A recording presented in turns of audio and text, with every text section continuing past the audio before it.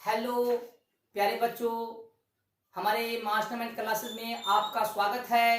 तो आज हम पढ़ेंगे एनसीईआरटी मैथ 10 चैप्टर 2 पोलिनोमियल बहुपद के बारे में पढ़ेंगे। तो हम बहुपद के बारे में पढ़ने से पहले हम कुछ पॉइंट को जानेंगे। चलिए तो स्टार्ट करते हैं। तो कहता क्या है कि बहुपद आपको बहुपद पढ़ने से पहले बोला कि राशि के बारे में जानिए। तो हम राशि को भी हम परिभाषित करेंगे, डिफाइन करेंगे। तो राशि दो प्रकार की होती है, चर राशि और अचर राशि। तो अगर हमको बहुपद पढ़ना है तो सबसे पहले हमको राशि के बारे में जानना होगा। उसके बाद गणित की मूल क्रिया आपको जानना होगा। जैसे मनुष्य की भी मूल क्रिया होती है, उसी प्रकार गणित की भी मूल क्रिया होती है। तो इसके बाद हमको ये पढ़ना है। उसके बाद हमको बीजीय व्यंजक के बारे में भी पढ़ना है और ये कुछ फॉर्मूला, जैसे हम अगले लेक्चर में हम इन फॉर्मूला के बारे में हम आपको बता चुके हैं, प्रूव कर चुके हैं। तो आइए चलते हैं, राशि को हम डिफाइन करेंगे, परिभाषित करेंगे। चलिए अब स्टार्ट करते हैं राशि। तो ध्यान से देखिएगा, हम राशि को डिफाइन करेंगे और ये चीज आपको नहीं मिलेगा। तो हम पढ़ते हैं राशि, जिसको इंग्लिश में कहते हैं क्वांटिटी।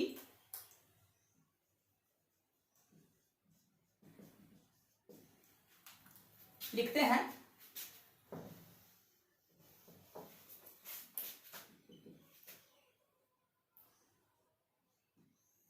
निश्चित और अनिश्चित।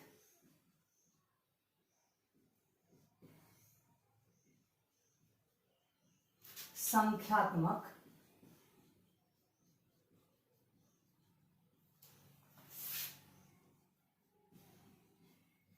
मान को राशि कहते हैं। क्या कह रहा है?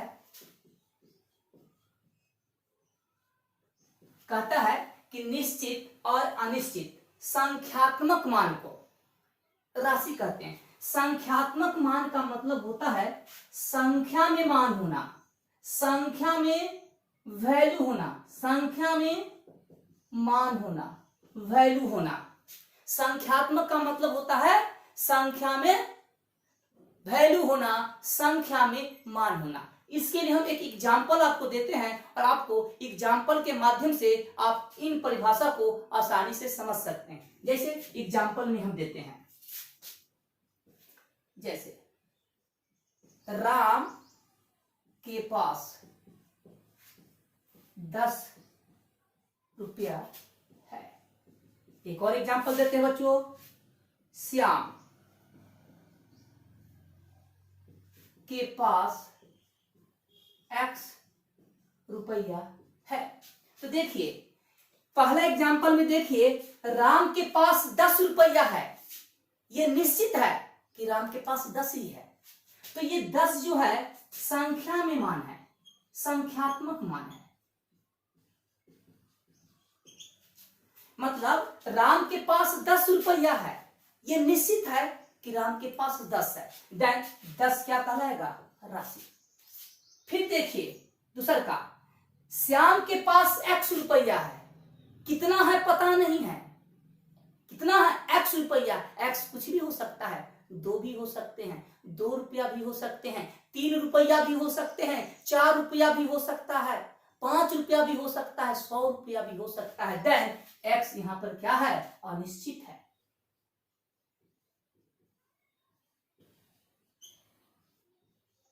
और यहां पर 10 निश्चित है। और X का जो भी मान होगा वह संख्यात्मक में होगा।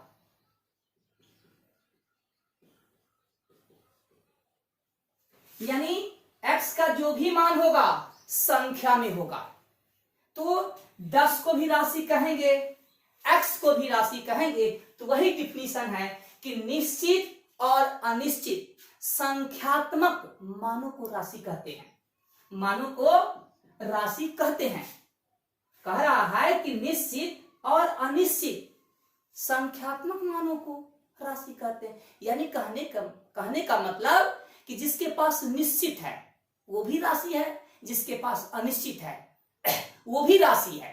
तो अब हम राशि के बारे में हम पढ़ चुके हैं और आप जानिए कि राशि दो प्रकार की होती है, एक चर राशि, एक वेरिएबल क्वांटिटी, एक होता है अचर राशि कांस्टेंट क्वांटिटी।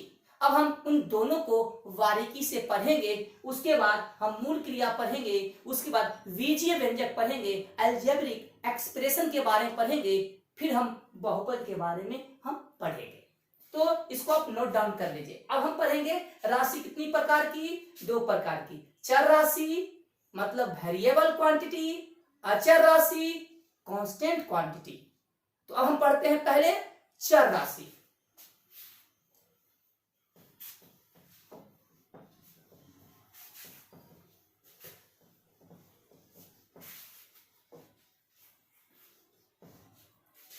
अब पढ़ते हैं चर राशि, वेरिएबल क्वांटिटी। लिखते हैं वैसा राशि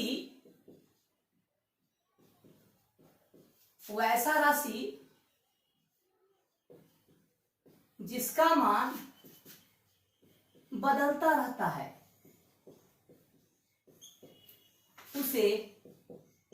उसे चर राशि कहते हैं।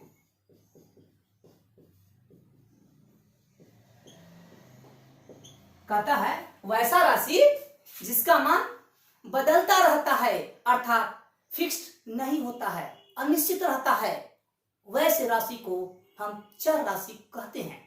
तो हम देखें एग्जाम्पल के तौर पर, जैसे चलिए राम के पास x रुपया है।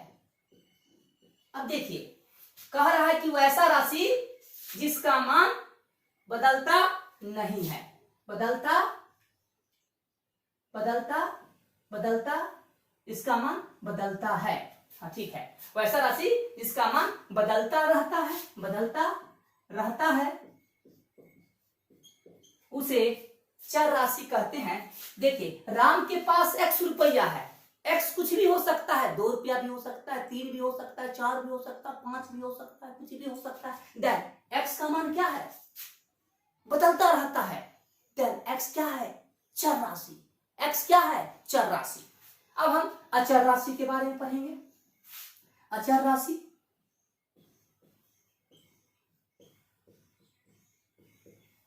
कांस्टेंट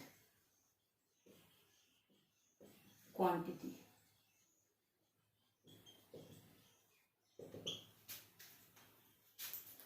वैसा राशि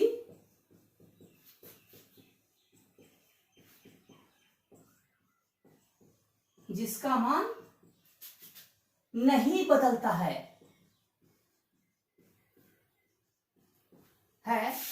उसे अचर राशि कहते हैं। कहता है कि वैसा राशि जिसका मान नहीं बदलता है, अर्थात फिक्स्ड रहता है, वैसे राशि को अचर राशि कहते हैं। फॉर एग्जाम्पल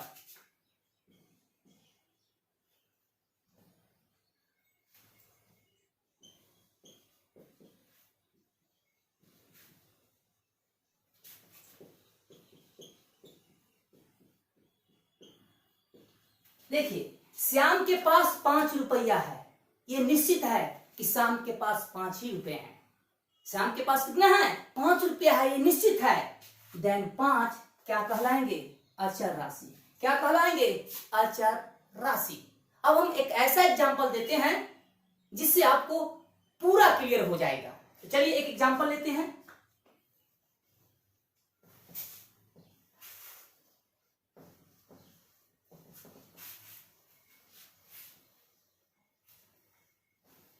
जैसे विड्थ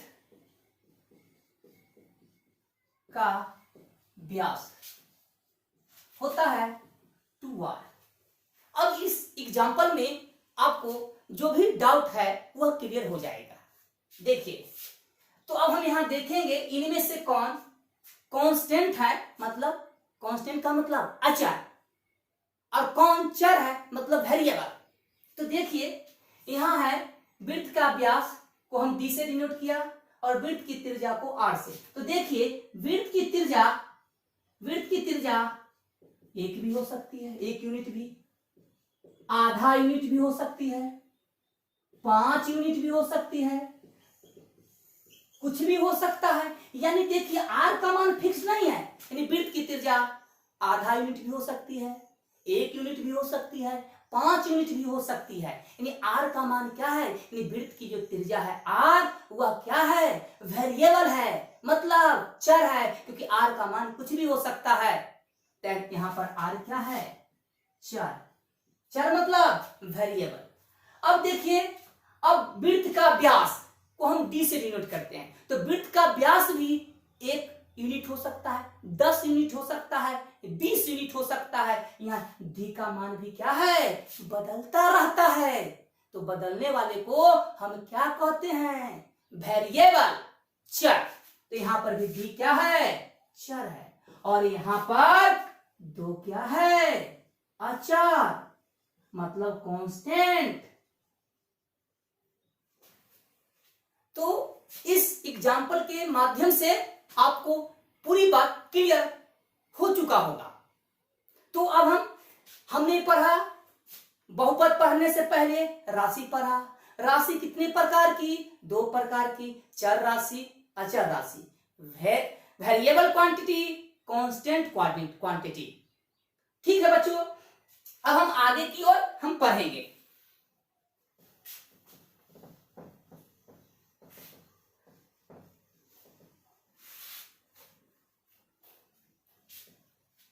और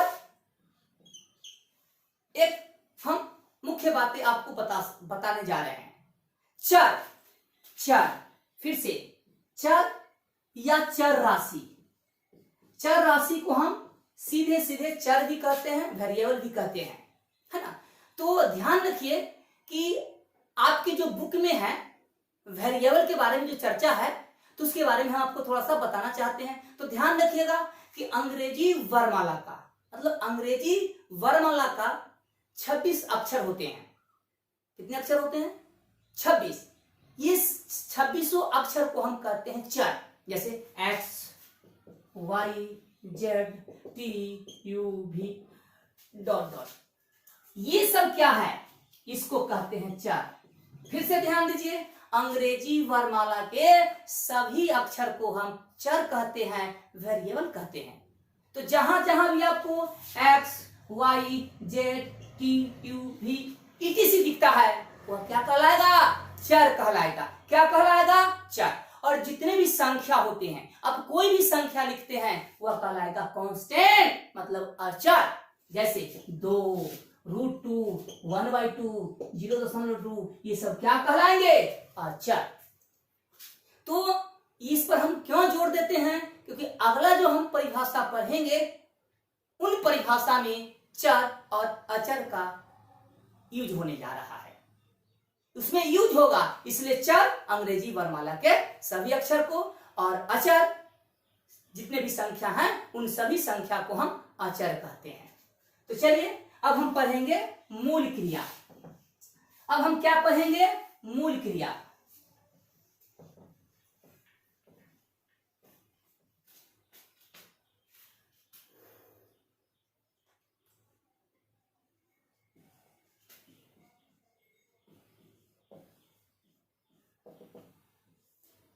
तो मूल क्रिया, हम गणित की मूल क्रिया पढ़ेंगे। जैसे मनुष्य की भी मूल क्रिया होती है, परिभाषा अगर जानना चाहते हैं तो वैसा क्रिया जो प्रत्येक मनुष्य नित्य दिन करता हो, उसके बाद सबका अलग अलग कार्य हो, वैसा क्रिया जो प्रत्येक व्यक्ति, प्रत्येक मनुष्य नित्य दिन करता हो, उसके बगैर अगला कार्य ना हो सके। वैसा क्रिया जिसके बगैर अगला कार्य ना हो सके, जैसे सोना, उठना, बैठना, भोजन करना, ये ऐसा क्रिया है इसके बगैर आप अगला कार्य नहीं कर सकते हैं। तो मनुष्य की मूल क्रिया सोना, उठना, बैठना, जागना, नहाना, है ना, भोजन करना, ब्रश करना, ये मनुष्य की मूल क्रिया है। इसके बगैर अगला कार्य नहीं हो सकता है। अगर व्यक्ति सोएगा नहीं तो मर जाएगा। तो ऐसा क्रिया जिसके बगैर अगला कार्य ना हो, ऐसी क्रिया को कहते हैं मनुष्य की मूल क्रिया। तो हमको क्या पढ़ना है? गणित की मूल क्रिया। तो ध्यान रखिएगा, अब हम गणित की मूल क्रिया हम पढ़ने जा रहे हैं। अगर आपको पता नहीं है तो आपको हमारे वीडियो के माध्यम से आपको पता हो जाएगा। तो गणित की मूल क्रिया जोड़, घटाव, गुणा और भाग को कहते हैं।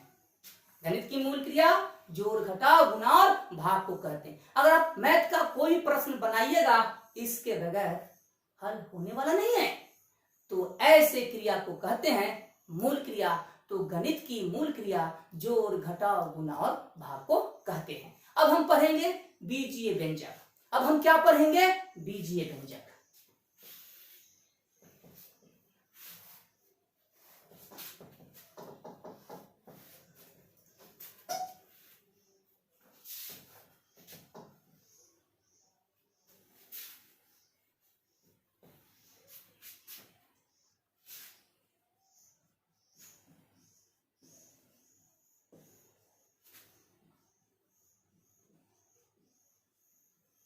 बीजीय व्यंजक, अलजेब्रिक।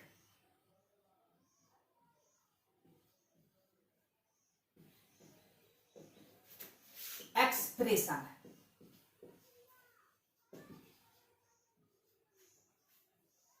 अब हम पढ़ेंगे बीजीय व्यंजक, अलजेब्रिक एक्सप्रेशन। तो इसके बारे में भी अगर आपको पता नहीं है तो आप हमारे वीडियो के माध्यम से जान सकते हैं। और ध्यान रहे, हमारे वीडियो को अंतिम तक देखें। और कितने बच्चों को ये पोलिनोमियल बहुपद समझ में नहीं आता है, तो हमारे वीडियो के माध्यम से आसानी से, सरल से वह बच्चा समझ सकता है। तो चलिए अब हम बीजीय व्यंजक के बारे में पढ़ते हैं। अब देखिए, हमने बताया चार और अचार और मूल क्रिया, ये तीन चीज बताया। और बीजीय व्यंजक के डिफिनीशन में ये तीनों बात आने वाले हैं।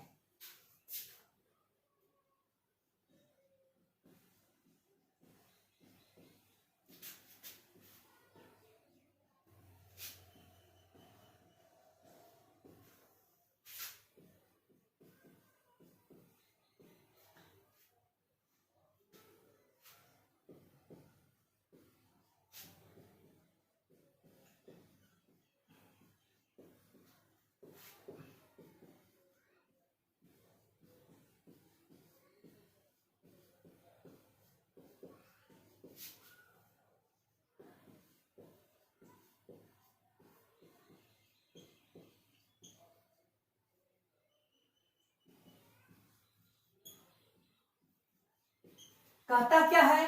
ध्यान से देखिए, चर राशि, अचर राशि, मूल क्रिया। अब हमने पढ़ा, ये तीनों बात पढ़ा। क्या बोलता है कि चर राशि कहते हैं किसको? अंग्रेजी वर्णमाला के सभी अक्षर को। अचर राशि जितने भी संख्या हैं उन सभी संख्या को हम अचर राशि कहते हैं।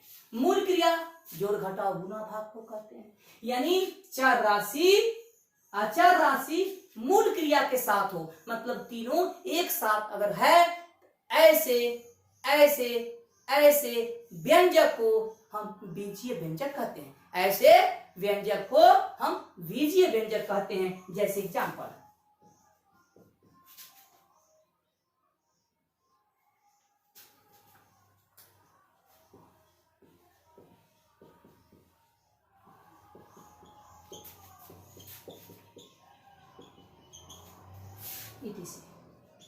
तो देखिए इनमें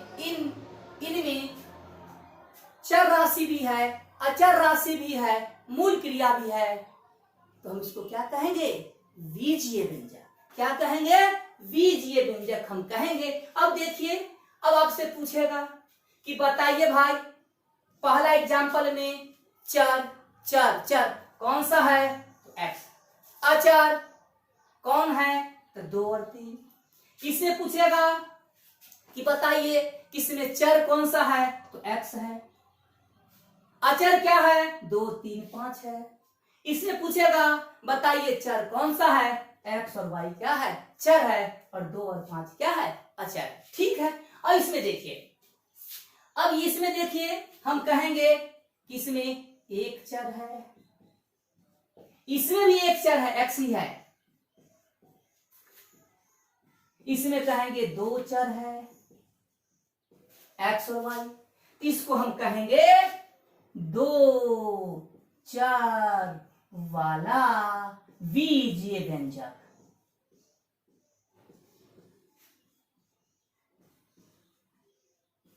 इसको कहेंगे 2 चर वाला बीजीय व्यंजक, इसको कहेंगे 1 चर वाला बीजीय व्यंजक, इसको भी कहेंगे 1 चर वाला। तो बीजीय व्यंजक 2 चर में भी हो सकते हैं, 3 चर में भी हो सकते हैं, अनेक चर में भी हो सकते हैं। ठीक है। अब हम पढ़ेंगे बहुपद।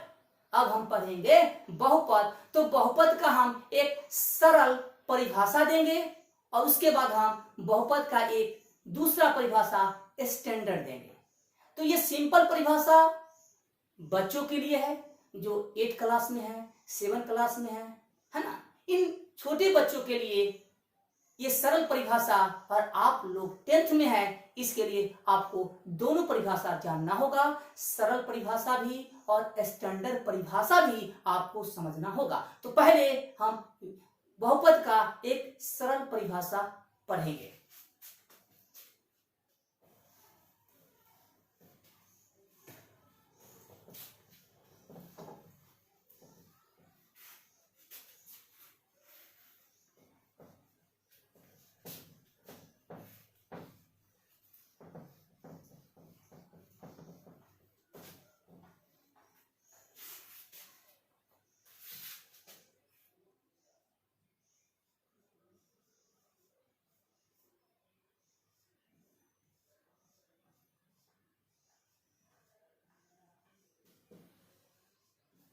पोलिनोमियल।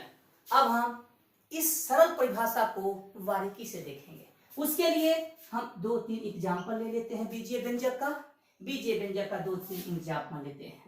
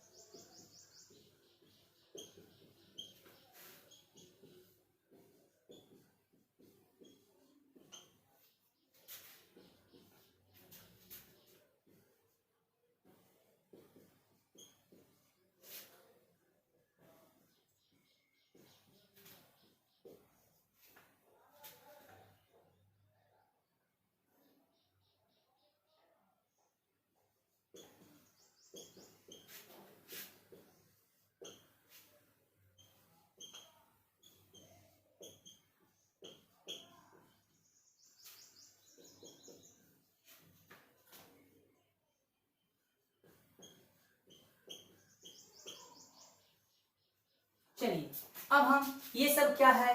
बीजीय व्यंजक है।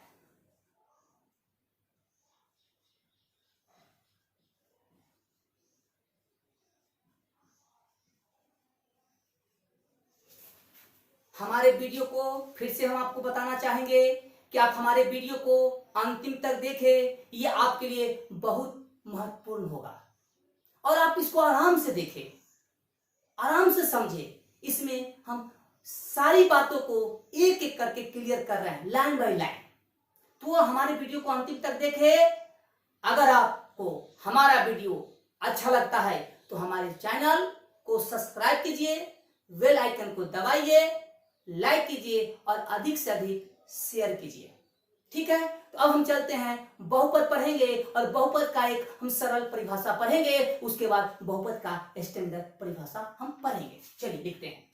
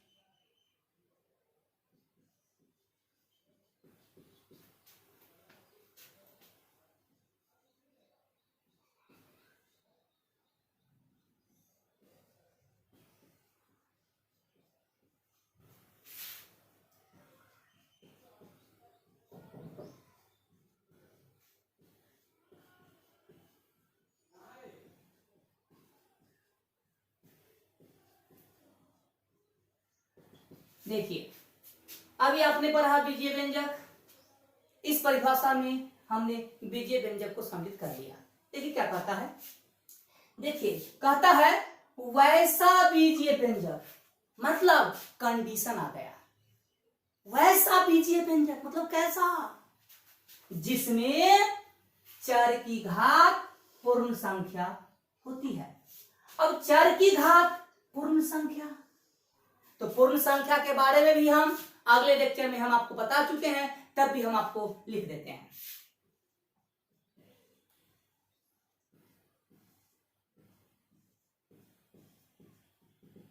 बोला कि वैसा बीजीय व्यंजक जिसमें चर, चर कहते हैं किसको, अंग्रेजी वर्णमाला के सभी अक्षर को।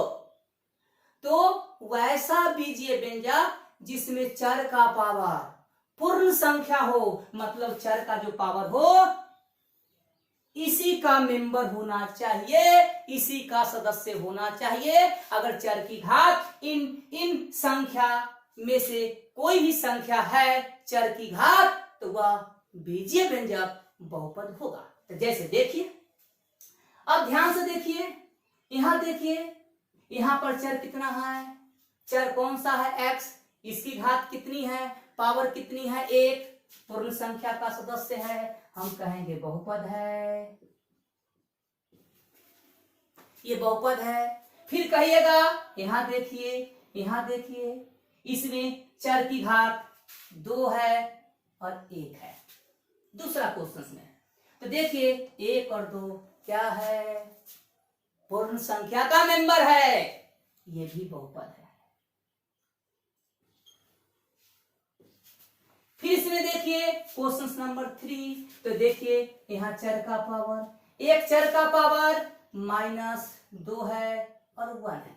अब देखिए -2 जो है पूर्ण संख्या का सदस्य नहीं है बच्चों, इसीलिए बहुपद नहीं होगा। अब देखिए, अब पांचवा क्वेश्चन में कहिएगा, पांचवा क्वेश्चन में आप क्या कहिएगा, कहिएगा कि सर चर की घात यहां पर 1 है और 2 है,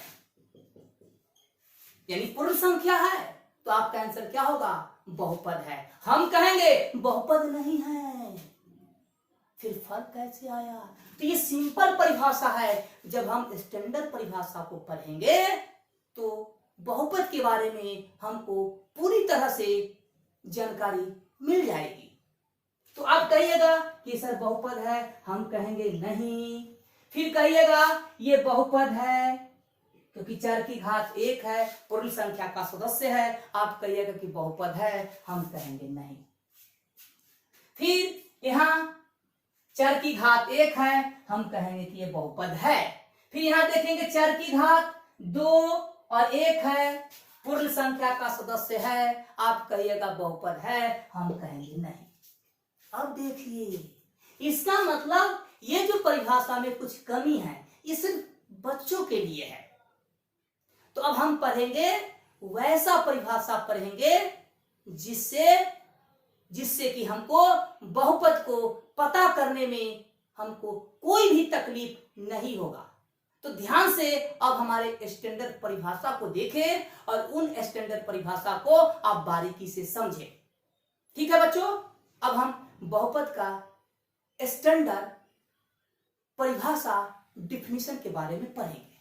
अब देखिए, अभी हम एग्जाम्पल को यहीं पर रखते हैं। जब हम स्टैंडर्ड परिभाषा को पकड़ लेंगे तो आपको पता हो जाएगा कि इनमें से कौन बहुपद है और कौन नहीं। अब हम पढ़ेंगे बहुपद का स्टैंडर्ड परिभाषा। ये सिंपल परिभाषा था जो छोटे बच्चों के लिए है। आप 10th में हैं, इसलिए हम आपको सरल परिभाषा भी बताया, अब हम स्टैंडर्ड परिभाषा भी हम बताएंगे।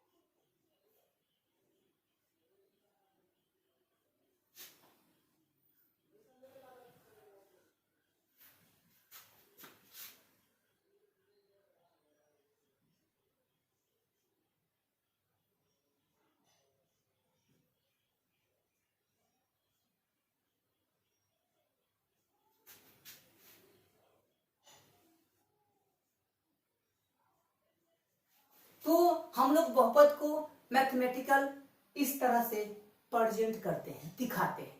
अब इसमें हम देखेंगे कि आखिर ये जो लिखा हुआ है ये आखिर है क्या। तो देखिएगा यहाँ पर जहां जहां a n is not equal to 0 होना चाहिए, यानी ए एन 0 नहीं होना चाहिए, और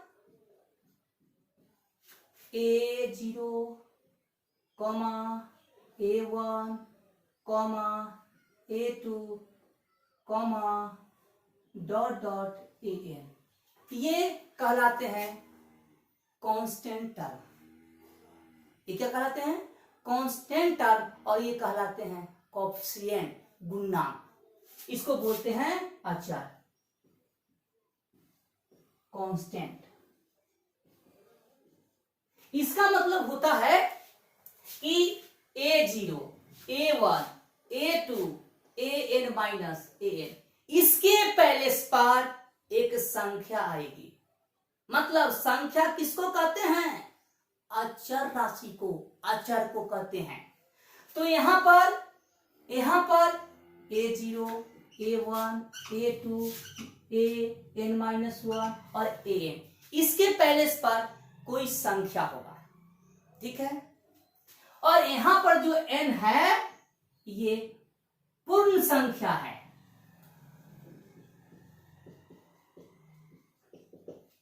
और ये A0, A1, A2, AN minus 1, AN, ये कहलाते हैं चर का गुणांक, चर का गुणांक, कोएफिशिएंट। किसका? वेरिएबल का। ठीक है बच्चों।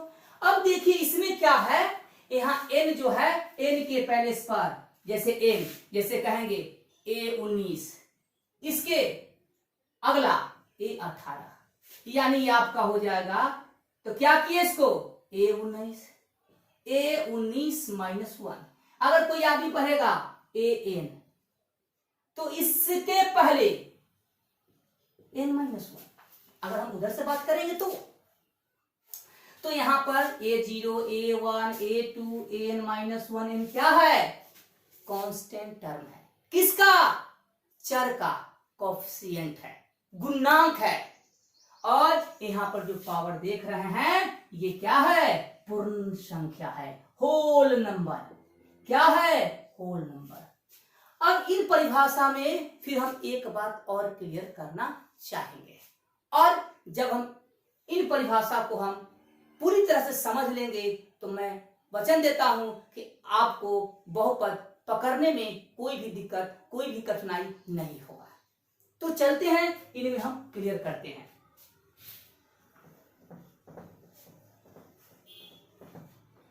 तो इसका मीनिंग हम समझाते हैं।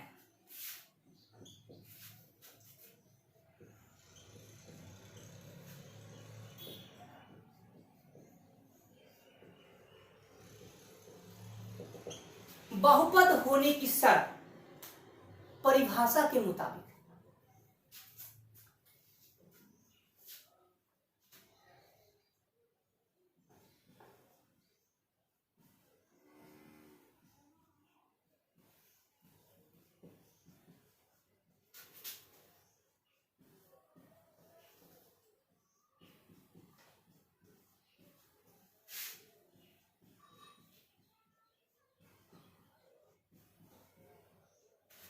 अब देखिए हमने पढ़ा था अचर राशि, चर राशि, ठीक है।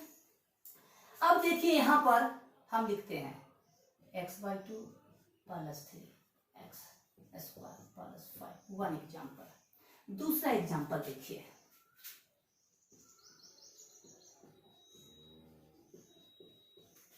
क्या बोला कि अचर राशि के साथ, मतलब संख्या के साथ चर राशि गुना में हो। अब देखिए यहां देखिए, इसको लिखते हैं इस प्रकार 1/2 गुना x, 3x² + 5। देखिए ध्यान से देखिए, यहां पर 1/2 अचर राशि है, अचर राशि के साथ चर गुना में है, अचर राशि के साथ चर राशि गुना में, और यहाँ आपको भी x के पावर आप 0 लिख सकते हैं क्योंकि इसका वैल्यू 1 होता है और 1 को किसी भी नंबर से गुना करते हैं तो वही नंबर मिलता है। तो यहाँ देखिए अचर राशि के साथ चर राशि गुना में, अचर राशि के साथ चर राशि गुना में, और यहाँ देखिए ये क्या है, 3 के साथ 1/x² भाग में है, तो ये तो पहले ही बहुपद नहीं होगा। यानी बहुपद होने के लिए देखिए यहाँ पर क्या है, एक संख्या को ये दिखाता है, तो मतलब संख्या मतलब अचर, अचर के साथ चर गुना में, अचर के साथ चर गुना में, अचर के साथ चर गुना में, अचर के साथ चर गुना में। तो पहले बहुपद को अगर पकड़ना हो तो पहले अचर राशि के साथ मतलब संख्या के साथ XYZ गुना में होना चाहिए। अगर गुना में नहीं है तो उसको बदलो, तब उसकी बात हम आगे करेंगे। गुना में हो और तब चर की घात पूर्ण संख्या हो।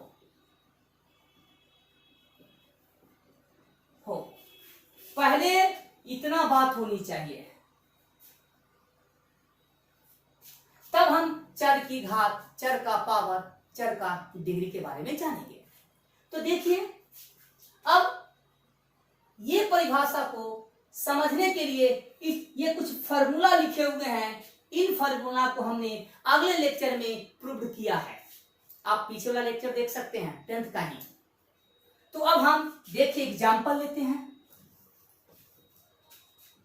4।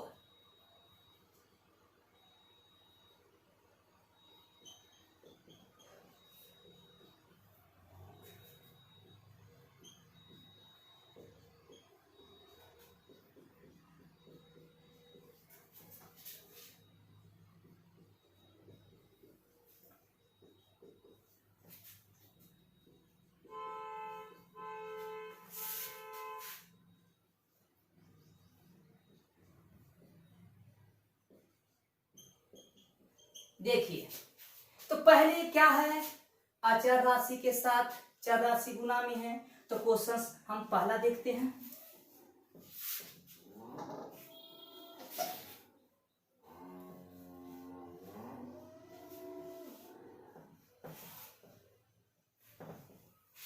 पहला क्वेश्चन पे देखिए x/2 को आप ये लिख सकते हैं, सही है, बिल्कुल सही है बच्चों। 1/2 अचर राशि, x चर राशि, दोनों क्या चीज में है, गुना में है। यहाँ 3 लिखा हुआ है, यहाँ पर x का पावर 0 लिख सकते हैं। देखिए तो अचर राशि के साथ चर राशि, अचर राशि के साथ चर राशि गुना में। अब हम चर का पावर देखेंगे, चर का पावर 1 है, 0 है। अब देखिए 1 0 पूर्ण संख्या का मेंबर है, हम कहेंगे बहुपद है। अब हम दूसरा क्वेश्चन पर चलते हैं। दूसरा क्वेश्चन को भी देखिए हम लिखते हैं।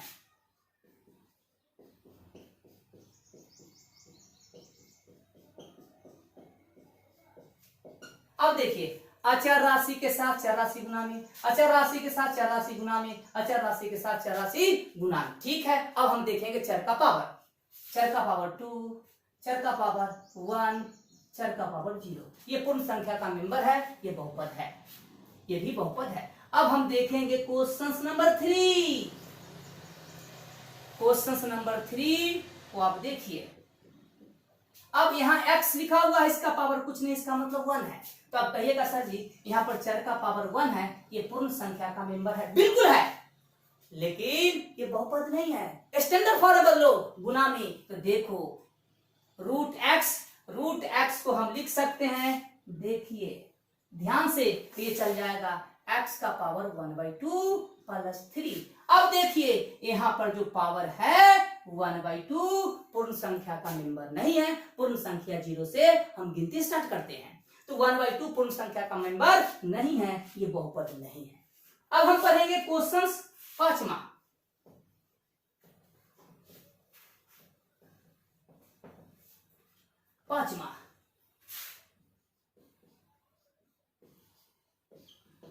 इसके इसके साथ देखिए एक अचर राशि के साथ चर गुना में है।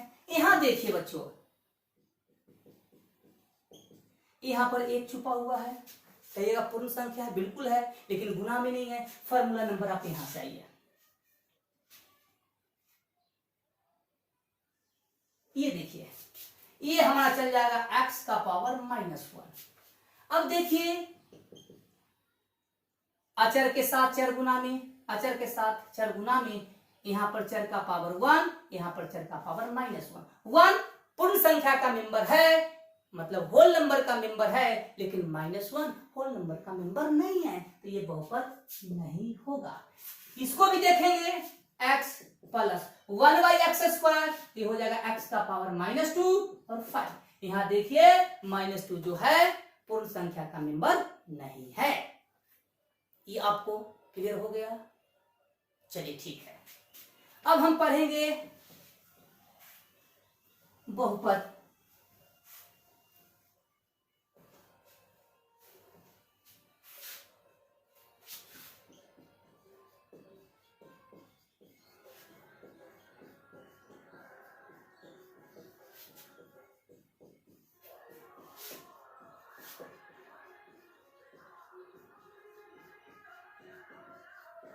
हम बहुपद को दो प्रकार से व्यक्त करते हैं। ठीक है बच्चों, ये 9th वाले बच्चों के लिए भी आवश्यक है, क्योंकि 9th में भी पढ़ना है पोलिनोमियल बहुपद। तो बहुपद को हम दो प्रकार से व्यक्त करते हैं, बताते हैं। एक पद के आधार पर,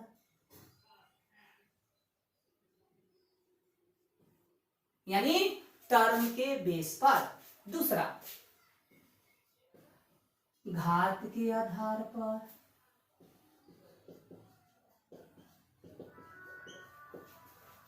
यानी पावर के बेस पर। ठीक है, तो बहुपद को हम दो प्रकार से व्यक्त करते हैं, एक पद के आधार पर और एक घात के आधार पर। तो ये हम अगला लेक्चर में हम आपको बताएंगे।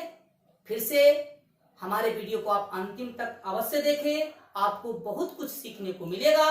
अगर आपको हमारा वीडियो अच्छा लगता है तो हमारे चैनल मास्टरमाइंड क्लासेस को सब्सक्राइब कीजिए, बेल आइकन को दबाइए, लाइक कीजिए और अधिक से अधिक शेयर कीजिए। धन्यवाद।